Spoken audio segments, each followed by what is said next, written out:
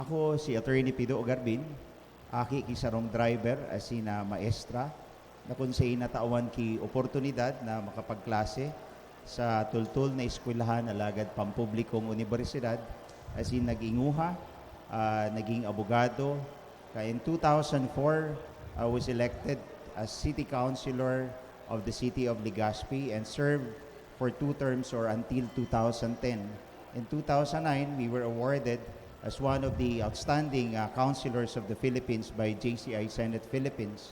And in that 6 years, I handled or chaired the Committee on the Committee on Ways and Means and Laws and Rules sa Sangguniang Panlunsod bilang sulamenteng abogado na nagtutukaw kang panahon na ito.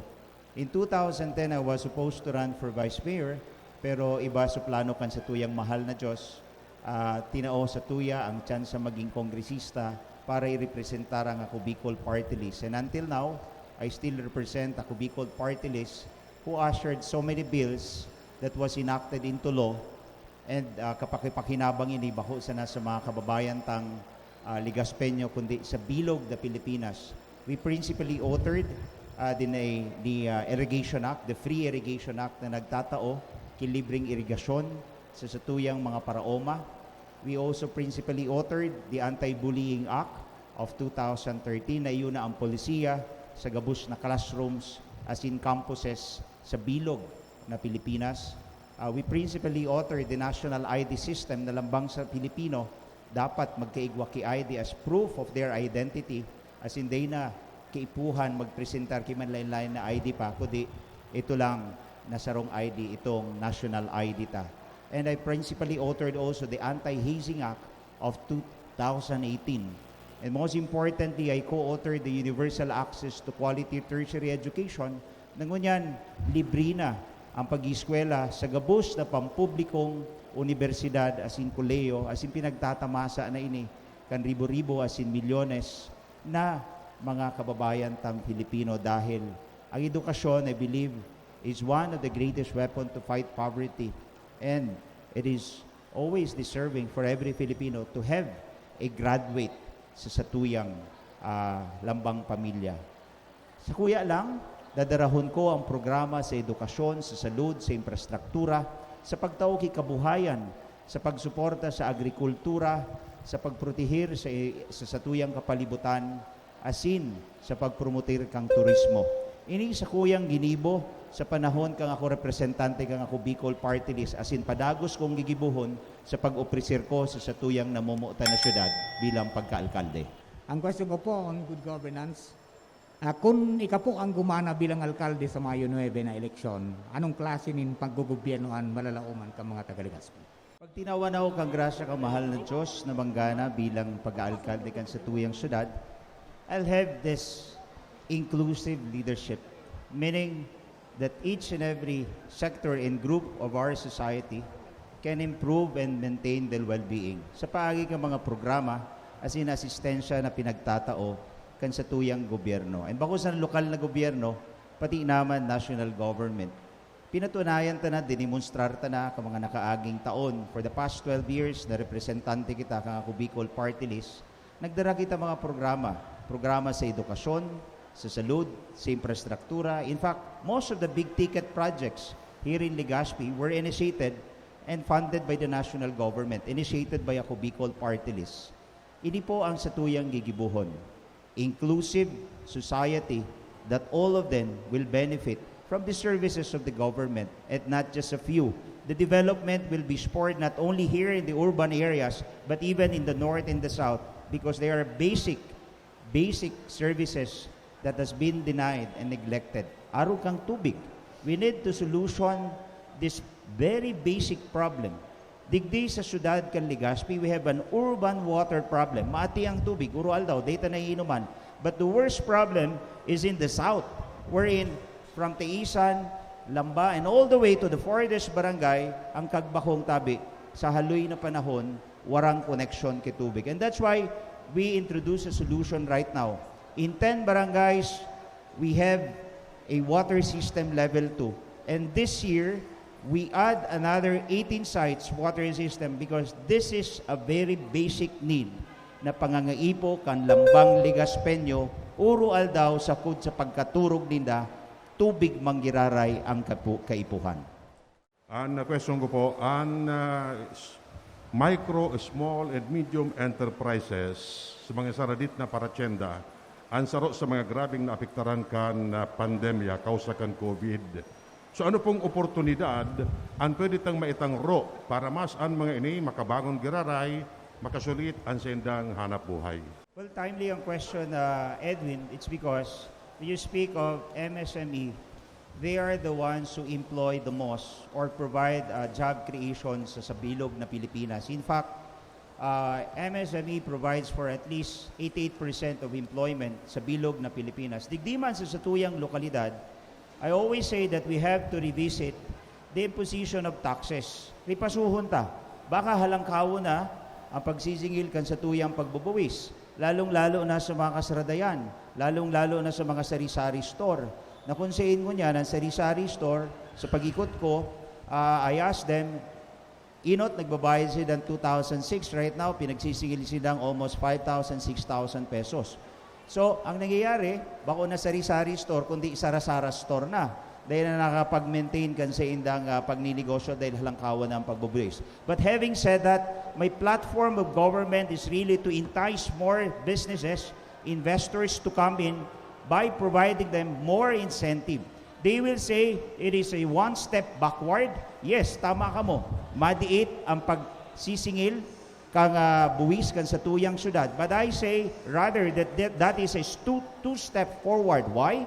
Dakulang malawg na negosyo as in makriar ki trabaho. Ramtaman sana ang pagninegosyo ang daradara ka ang trabaho. And when you speak of trabaho, ang lambang kwalipikadong ligaspinyo ang daradara ka ang kita, pagpakaon, paggubing, pag-eskwela sa indang mga kikian. I think they have to focus on this one because this is the primary problem in our city aside from the fact that there are basic services na talagang problema. But the primary problem, base sa kuyang konsultasyon, as in pag-aadal, di sa tuyang komunidad, ang kawaran kayong trabaho. And the only way to do that is really to invite more investment, businesses, tanganing, magkrear ki trabaho. Ining mananangod sa access sa health services and facilities, lalo na sa mga far-flung barangays na nadidifisilan, makababa digdi para maka-avail kan mga serbisyo medikal. Ano tabi ang sa indong plano diyan sa North and South barangays tabi? Salamat, Edwin. In the promotion of the general welfare, one of the paramount consideration is the promotion of health. And when you speak of the promotion of health, this is not an empty statement. Ang gusto sabihin, you have to provide an accessible access to public health. And that's why we speak of facilities. True, we have a city hospital in the urban areas, but we need more primary health care and maternal and child care in the south and in the north. Why? Ang sa tuyang mga sudadano nagtitirios, pamasahe nga ni problema na, pag pinalugsot mo pa, so mga taga-south, taga-north, talagang problema na. And therefore, I plan to put doctors in the south and in the north together with nurses, with primary health clinics, and maternal and child care. I'm not saying na kada barangay sa south and sa north igwan doktor. No, we need to station a very strategic barangay na kung saan makagita duman kisarong edipisyo na may doktor, may nurse, and it covered the whole south and sa north, arong mantabi kaan ang satuyang gigibuhon. And this is not only about providing doctors and nurses, pati edipisyo o building na kung saan magsiserbi sa pangsalud, kundi when you speak of access to public health, it should also be at least free. And that's why what we're doing in a Bicol party list right now is to provide more funds so that those indigent patients can avail of medical assistance na kung saan available iyan sa AHEX. In fact, we can cater for at least 150,000 pesos hospital bills sa mga day nagtitirios talaga sinding pambayad sa hospital. And we've proven that for the past 12 years and continue to cater for those indigent patient na sa good ngunyan nagpipila dyan sa Ako Bicol Party List. Ang Mandanas ruling po, sarong dakulang hagyat sa mga lokal na gobyerno dahil magkakaigwanin full devolution sa mga programa sa salud, social services, agrikultura, turismo, infrastruktura, to name a few. Sa dugang na pondo po na mararesibikan lokal na gobyerno, makasiguro daw na marespondihan ang pangangaipok ang mga namamanwaan. We have demonstrated for the past 12 years our capacity to initiate funding from the national government. Kung kita matawan kitsansa na mamayokan sa tuyang namumuta na syudad, of course, the Mandanas ruling plays a big addition to the coffers of the city government. But I will not rely on the local funds. In fact, as I have said earlier, na-demonstrata na sa tuyang kapasidad to source out national funding which are bigger and can implement bigger projects and programs sa tuyang syudad. Ang health and ang agrikultura is a devolved function since the enactment of 1991 Local Government Code. And therefore, these services is vital for the promotion of the agricultural sector and at the same time for the promotion of health. But we can only do so much if we just rely on the local funds. And that's why we will top the national government with the help of Ako Bicol Party List so we can better serve our farmers, lalong-lalo na ang sa indang subsidiya, ang pag-modernize kan sa indang sektor, ang sa saludman, ang pagtao kisupisyenteng mga ekipahe, tanganing madeterminar ang kahilangan because baliwala ang sarong hospital kung kulang ang mga ekipahe. Di madeterminar ang mga kahilangan kung warang tamang ekipahe, lalong-lalo naman kung kulang ang mga doctors and nurses asin mga bulong. And therefore, we will source out fund not only relying on our local funds, but we will tap the national funds. And we have this demonstrated capacity. We were able to demonstrate it for the past 12 years. Naput ko po manungod sa informal settlers. Informal settlers. Ano po ang plano mo sa mga informal settlers as in vulnerable sectors kan syudad? We need a comprehensive socialized housing. And having said that, ang sakulang polisiya pag-abot sa socialized housing is on-site development. Meaning, kung may natutugdukan ng mga informal settlers, the government will spend for it if allowed, dahil may presyo lang, may ceiling lang ang gobyerno kung kaya bakalon ang sarong pinagtutugdukan ka mga informal settlers. And therefore, that's the way to go. On-site housing duman sa mga informal settlers kung kayang bakalon kang gobyerno. But we need to invest on land banking because, you know, the local government has the power and the capacity to exercise the power of eminent domain. Samantang may barato pang daga, bakalo na yan tanganing sa mga warang harong na pwede i-relocate na duman. Okay. Duman naman sa mga nakatugdok na, in fact, I wrote a letter sa PNR, ining sa PNR section, na sabi ko kung pwede, since this will no longer be used for PNR purposes, itong right of way kang PNR, kung pwede i-grant na lang ito sa mga lehitimong na maka-star duman. But with the provisions of, sufficient road network, tanganing makalaog sa mga ekipahe kan sa tuyang gobyerno, aron kang ambulansya, asin bombero na kung sa panahon kang kalamidad, asin tagasulo, masalbaran sa indang propriedad asin sa indang buhay. So ini po ang sa tuyang dinemonstrar na. In fact, dyan sa Rizal, na kung sa'y nagkaigwa ki relocation dyan, alos on-site development dyan sa Rizal, hali sa national government, kitang nag-inisyar ang Ako Bicol Party List, yao na po dyan ang relocation site kang Rizal asin Dakdak. Ini manunod po sa tourism development na ang turismo sa mga income generating program kan gobyerno nasyonal and nabukasan na solenderos. So if in case, ano po ang plano nindo to attract more tourists para mas na makadigdi sa Tuya Tabe?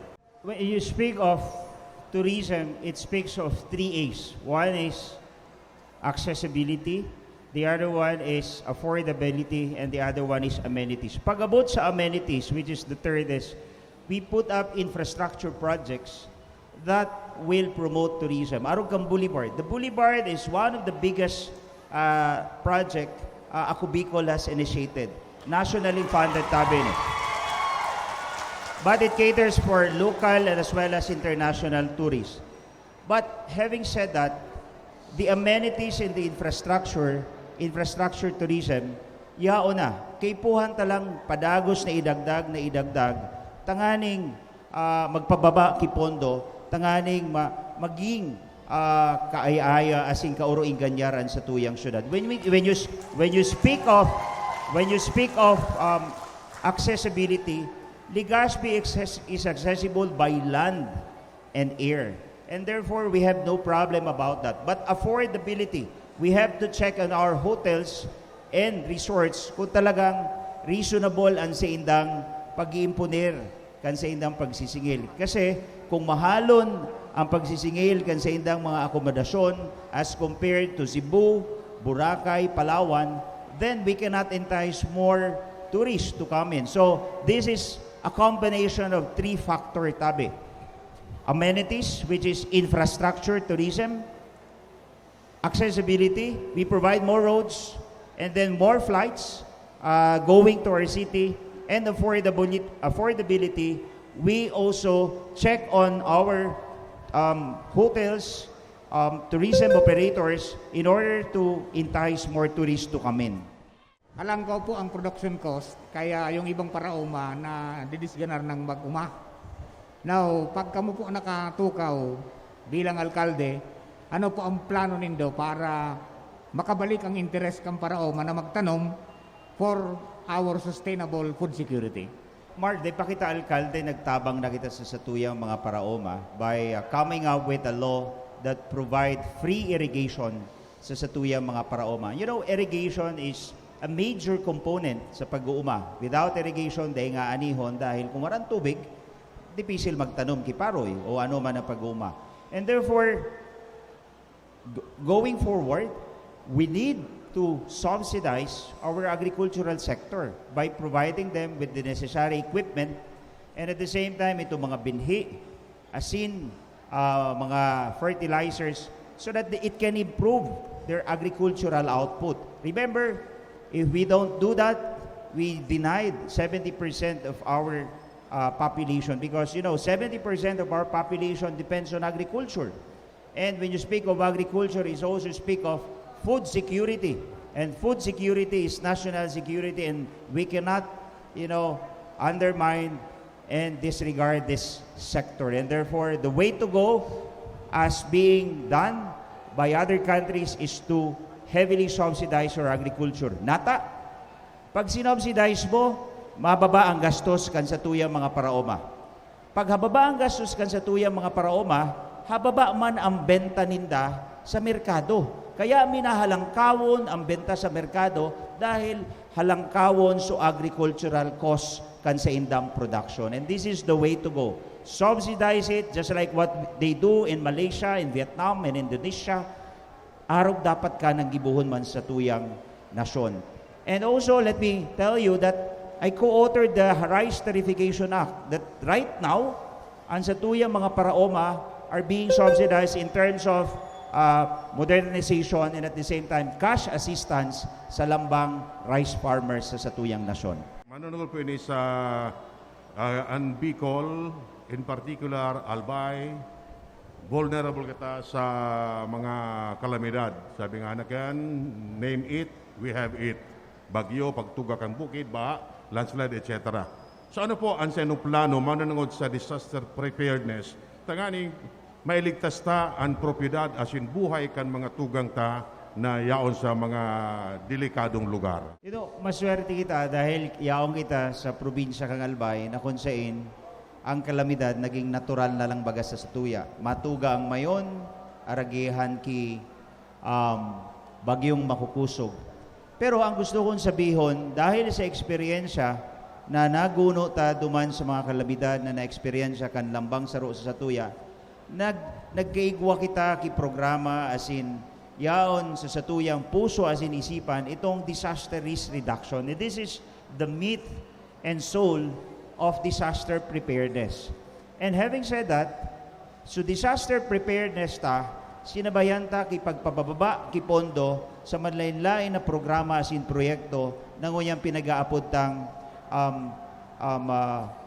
infrastructure project that mitigates the effect of climate change, of typhoon, of any calamity. And right now, nahiling ta dyan, ang sa tuyang coastal road na pinagigibo, that also serve as a protection sa tuyang mga nakaistar sa dalampasigan na kung saan kada bes may mabagyo, dati-dati, pigrarapado sinda, ka makukusog na alon, asin pati inaining makusog na paros, pero ngunyan, because of that disastrous mitigation infrastructure, nasasalbaran sa idang propriedad as in buhay. So, siguro, the meat and soul of this disaster risk mitigation, of course, learn how to be prepared about disaster risk, and, of course, yaon dyan sa mga infrastruktura, like the evacuation centers, duman sa Humapon, we have initiated a 50 million project that was funded by the PAGCOR. Ngunyan, nakatugdok na. So, permanent evacuation center. We need to put more evacuation centers and stop using classrooms na minsan nadidisrupt ang pagklase kan sa tuyang mga kaakian.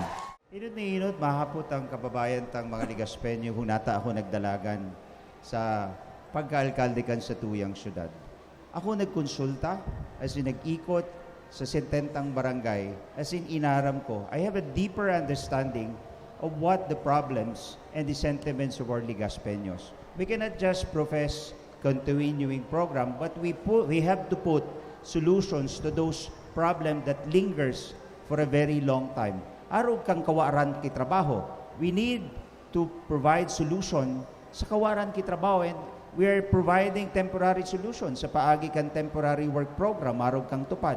Problema sa maati as in kawaran ki tubig sa kabubuldan. We provided solution by putting up a water system level 2. Here in Legazpi, the urban water problem, we have to exact accountability to the management of LCWD and at the same time to the bulk water supplier. So problema, tubig, trabaho, pangtulo. Pati ang kuryente, Henry.